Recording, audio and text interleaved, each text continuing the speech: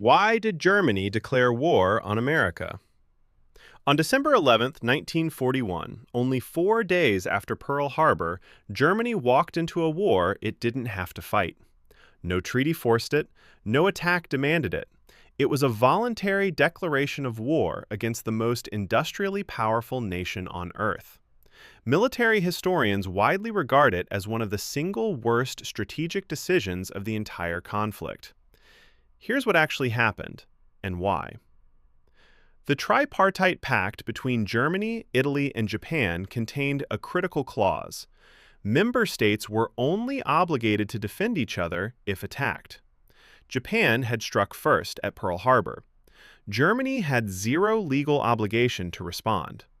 Yet on December 11th, the declaration was signed anyway. The reasoning was threefold. First, German naval commanders had been fighting an undeclared war against American destroyers in the Atlantic for months. Roosevelt's shoot-on-sight orders had already drawn American blood. Second, there was a calculation that the U.S. was going to enter the war regardless, and a formal declaration would at least allow unrestricted U-boat warfare against American shipping without political restraint.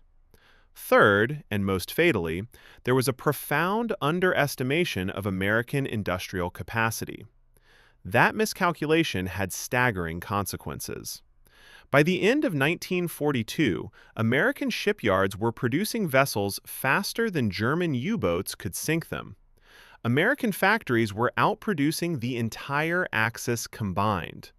By 1944, the United States had mobilized over 12 million men under arms, deployed across two oceans simultaneously.